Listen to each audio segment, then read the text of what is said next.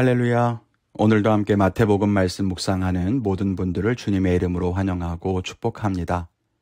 오늘의 말씀은 마태복음 10장 5절부터 15절까지입니다. 예수께서 이 12를 내보내시며 명하여 이르시되 이방인의 길로도 가지 말고 사마리아인의 고을에도 들어가지 말고 오히려 이스라엘 집에 잃어버린 양에게로 가라. 가면서 전파하여 말하되 천국이 가까이 왔다 하고 병든 자를 고치며 죽은 자를 살리며 나병 환자를 깨끗하게 하며 귀신을 쫓아내되 너희가 거저받았으니 거저주라. 너희 전대에 금이나 은이나 동을 가지지 말고 여행을 위하여 배낭이나 두벌 옷이나 신이나 지팡이를 가지지 말라.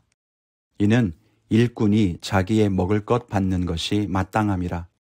어떤 성이나 마을에 들어가든지 그 중에 합당한 자를 찾아내어 너희가 떠나기까지 거기서 머물라. 또 그 집에 들어가면서 평안하기를 빌라. 그 집이 이에 합당하면 너희 빈 평안이 거기 임할 것이요. 만일 합당하지 아니하면 그 평안이 너희에게 돌아올 것이니라.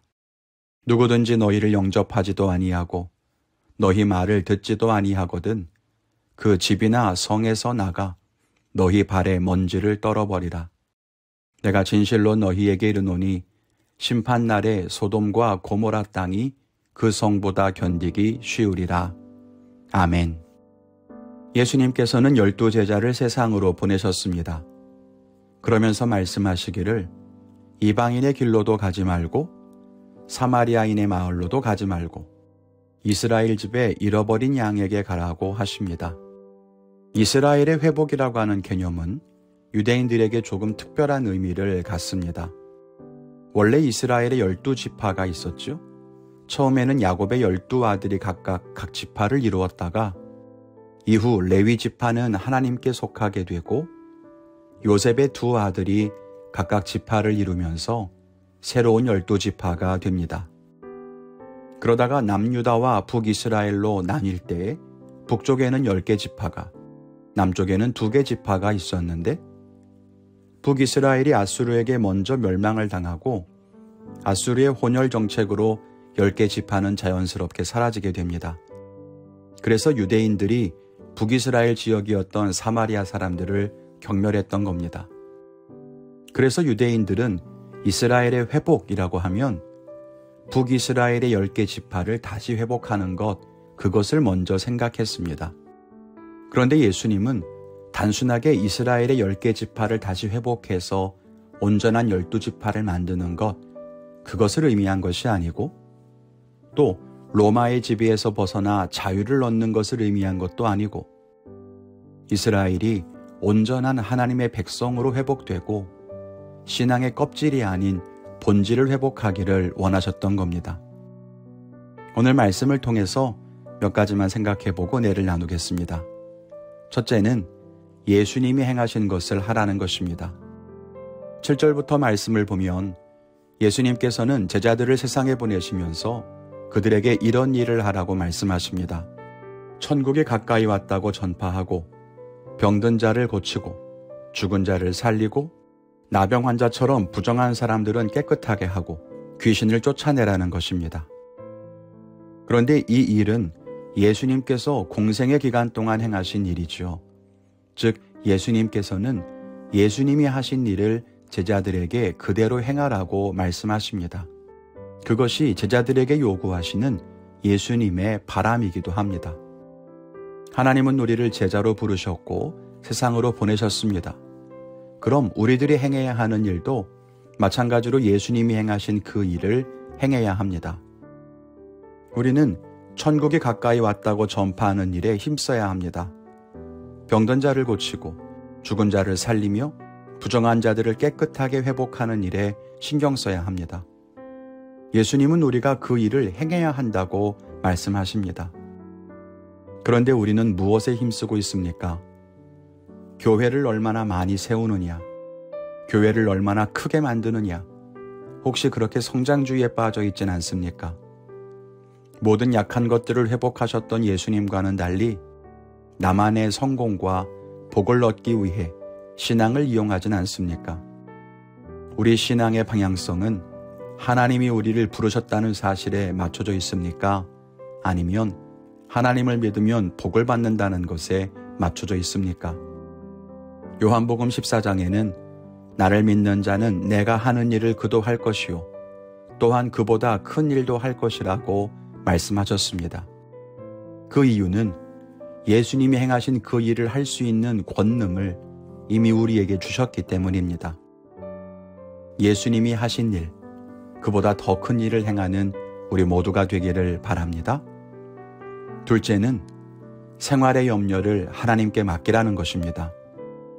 예수님을 따르면서도 우리 안에는 세상의 근심과 염려가 늘 있습니다.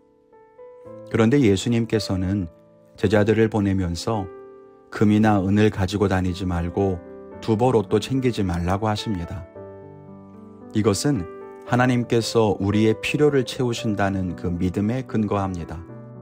일꾼이 자기의 먹을 것을 주인에게 받는 것이 마땅하다라고 하는 이 말은 주인께서 일꾼들을 책임지신다는 약속입니다. 주님과 동행하며 하나님의 일을 감당하는 우리는 생활의 염려를 하나님께 맡겨야 합니다. 하나님께서 우리를 가장 잘 아시고 우리의 필요를 알고 계시며 우리를 부르시고 보내셨기 때문입니다. 그러므로 우리에게 필요한 것을 채워주실 것입니다. 오늘 예수님은 제자들에게 이 일을 행하라고 하시면서 너희가 거저 은혜를 받은 것처럼 세상에 거저 주라고 말씀하셨습니다. 주의 일을 감당하면서 자기 욕심을 채우는 것은 하나님이 기뻐하시는 모습이 아닙니다. 그런데 우리에게 이런 모습이 있지 않습니까? 내가 주의 일을 이렇게 하니까 하나님께서 이 정도는 책임지셔야 되는 것이 아닌가? 내가 봉사하고 섬기는 동안 하나님은 내 삶을 이렇게 돌보셔야 되는 것 아닌가? 그런 생각은 내가 주의 일을 하면서 거저 일하지 않겠다는 마음과 같습니다. 그러나 우리가 은혜를 거저 받았듯이 하나님을 섬길 때에도 대가 없이 섬겨야 합니다. 우리의 필요를 채우시는 것과 우리가 하나님을 섬기는 것은 무관합니다. 주의 일을 많이 한다고 해서 복을 더 많이 받고 하나님이 더 많이 채워주시는 것이 아닙니다. 하나님은 우리에게 은혜를 거저 주시고 우리의 필요는 필요에 따라 채우십니다.